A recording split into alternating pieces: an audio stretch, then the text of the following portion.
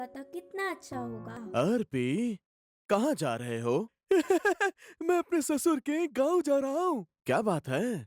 हमेशा अपने ससुर के घर जाते हुए दुखी रहते थे, पर अब बहुत खुश लग रहे हो। मैं जब भी उनके यहाँ जाता था, वो ये बात भी नहीं सोचकर कि मैं उनकी बेटी का पति हूँ, मुझसे सारा काम करवाते थे और ऊपर से हर छोटी बात पर डांटते थे। अब वो वैसा एमपी होगा बन तो गए हैं। अब वो सांसद बनकर खुश हैं। एमपी बन गए तो तुम्हें क्यों खुशी हो रही है? क्या आप जानते हैं कि एमपी का मतलब क्या है? हाँ, पता है, मेंबर ऑफ पार्लियामेंट। नहीं, हमारे ससुर पेंटिया थोड़ा सा एमपी बन गए, वही कितना अच्छा होगा। बवासीर पेंटिया बन गए। अब कोने में बैठे और बिलाप कर रहे हैं।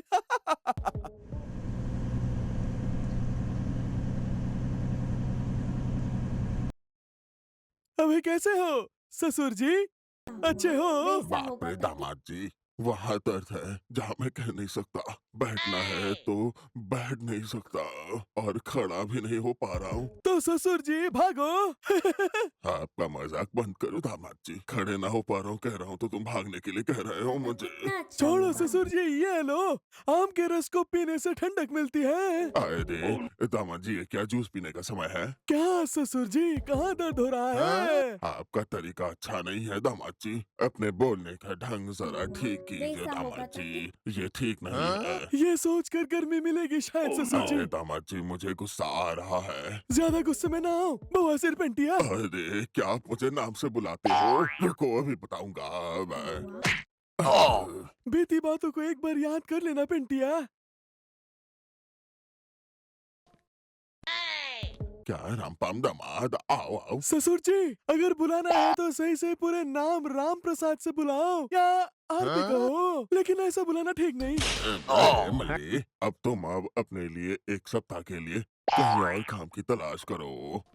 क्या ससुर जी, मुझे घर का दामाद समझा है कि घर का नौकर?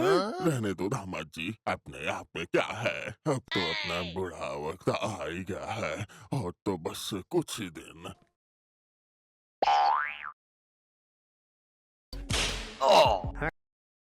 वैसे क्या कॉफी पिया?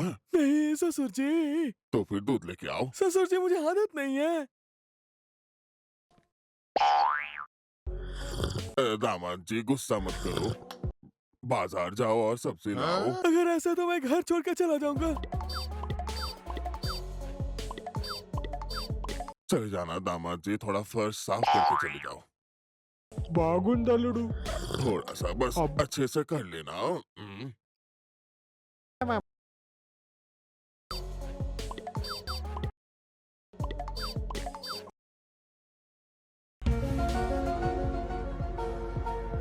मुझे बताने की बजाय आप ही साफ कर लो ससुर जी। हाँ याद आया, दामाद जी वो सब मन में मत रखना। अरे, ये टैबलेट ले लो। ये कौन सी गोलियां हैं? डरो मत दामाद जी, ये मोशन के टैबलेट नहीं है, पेन किलर्स है। इसलिए ससुर जी, बड़ों ने कहा समय हमेशा एक जैसा नहीं होता।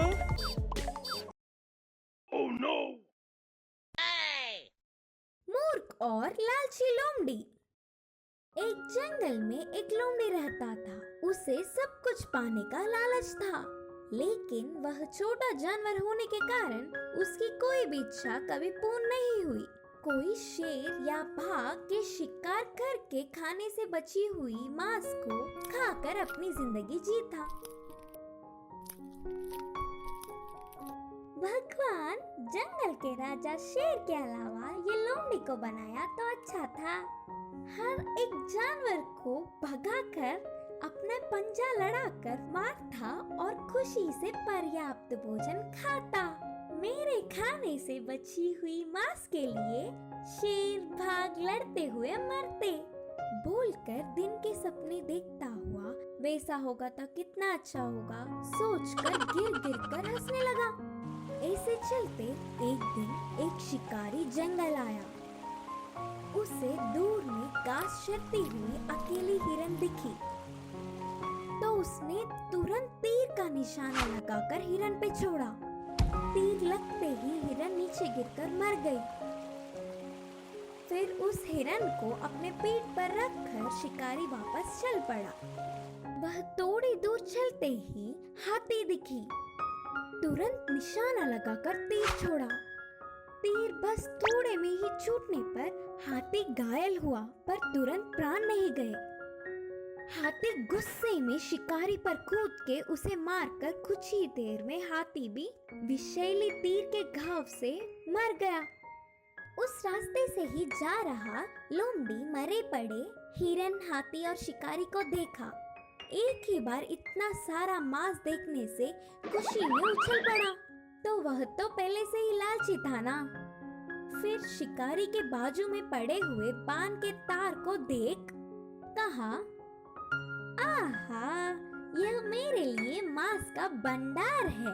आदमी, हाथी, हिरन के मांस को आराम से खा सकूंगा, पर अब पहले इस तार से अपनी भूख बुझाऊंगा। बोलकर उस बांध से लिपटी हुई तार को काटा। तार टूटने से घुमा हुआ तीर जोर से लोमड़ी के दिल में चुभा और लोमड़ी मर गया।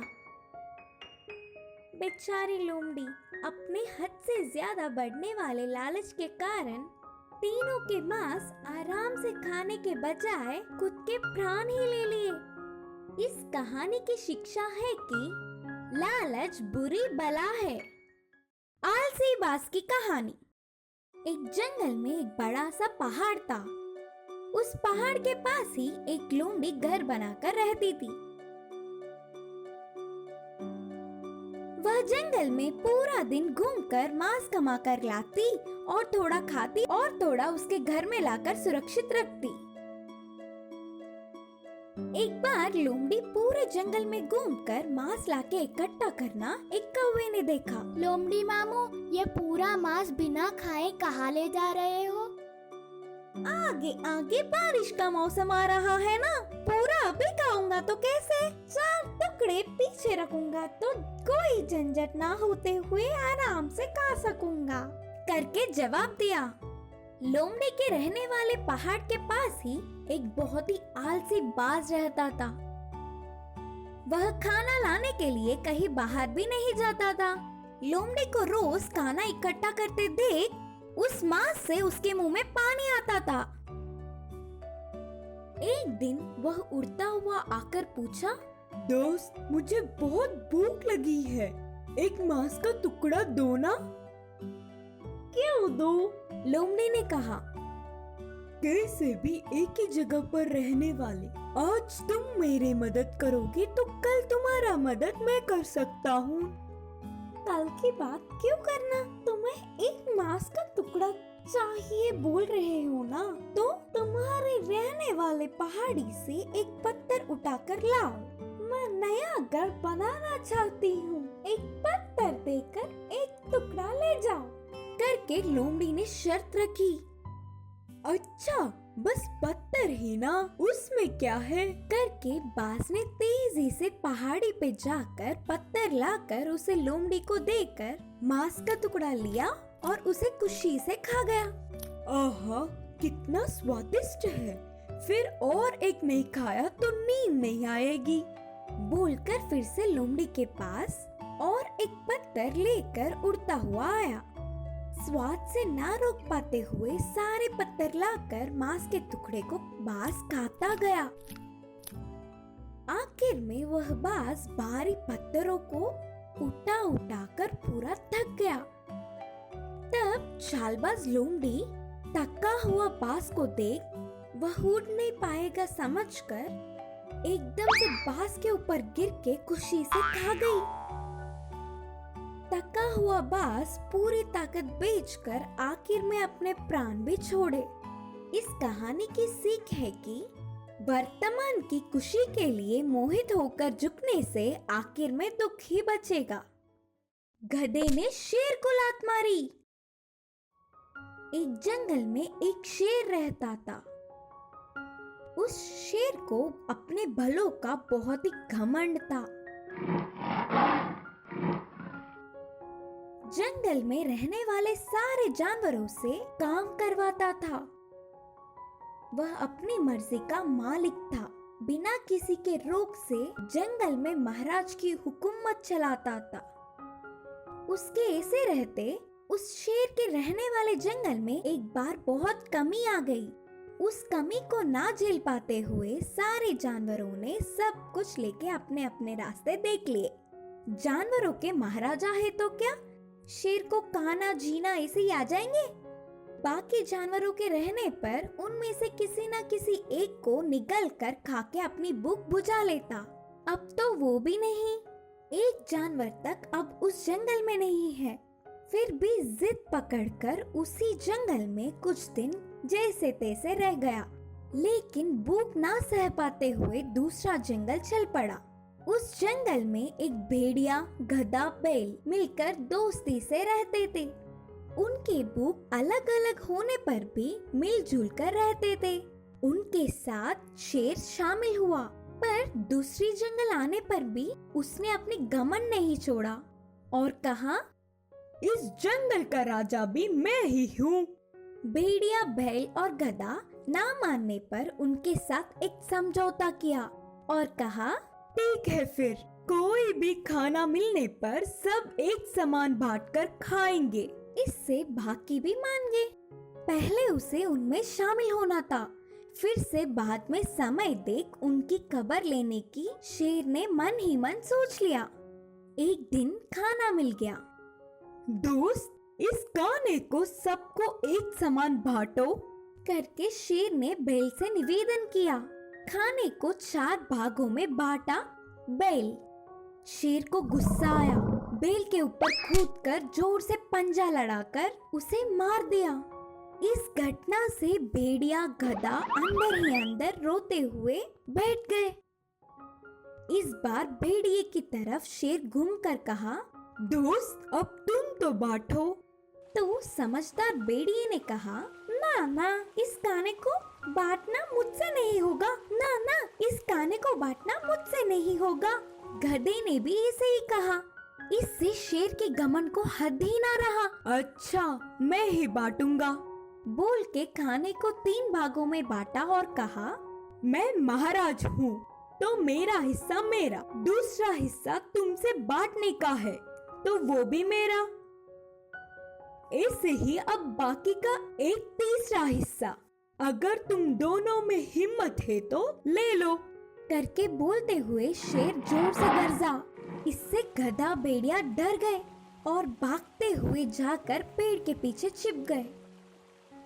बेरहमी से पूरा खाना खा के पेट भर के खा गया शेर। दूर से ही देख रहे भेड़िया, गधा तो भूख से तड़पने लगे।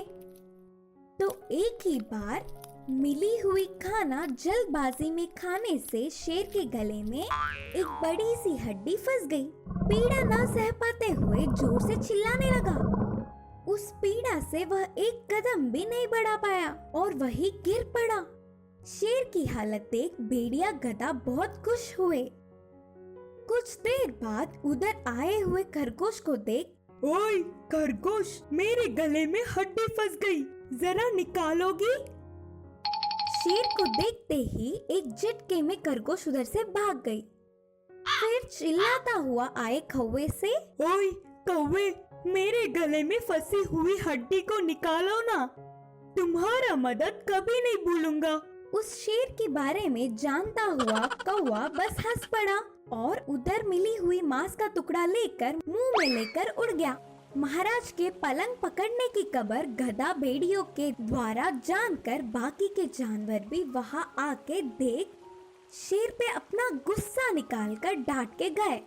शेर ना उठ पाते हुए भी बड़े बड़े आंखों से देख आंकृत करते हुए कहा, मुझे थोड़ा ठीक होने तो दो, तुम सबकी खबर लूंगा करके धमकाने लगा शेर। फिर भी उन सबको कोई फर्क नहीं पड़ा। आखिर में एक दिन गधा उसके पास आना देख शेर, गधा दोस्त, तुम तो इस हड्डी को निकालकर मुझे बचाओ ना करके गिड़गिड़ाया। हाँ, निकालूंगा, लेकिन उसके लिए एक शर्त है। कैसी शर्त? कुछ नहीं महाराज, बस मुझे कब से ही राजा के सिर पर लात मारने की इच्छा है, अगर आपकी आज्ञा हो तो। क्या मुझे लात मारोगे? बोलते हुए गुस्से से शेर पर गले की हड्डी के कारण बैठ गया और कोई चारा ना होने पर गधे की शर्त को मान लिया और कहा, इतना जीवन जी कर भी आखिर में गधे से लात खानी पड़ रही है करके उदास हुआ। गधा अपनी पूरी ताकत से गुस्से से शेर के सिर पर जोर की लात मारी। पहले ही हड्डी के पीड़ा ना सह पाता हुआ शेर गधे के लात से हमेशा के लिए पलंग पकड़ा रहा। इतने दिन उन्हें दुख देने के कारण अच्छी सबक मिली सोचकर उस दिन से सारे जानवर खुशी से रहने लगे। इस कहानी की सीख है कि बलवान को भी सबके साथ मिलजुल कर रहना चाहिए।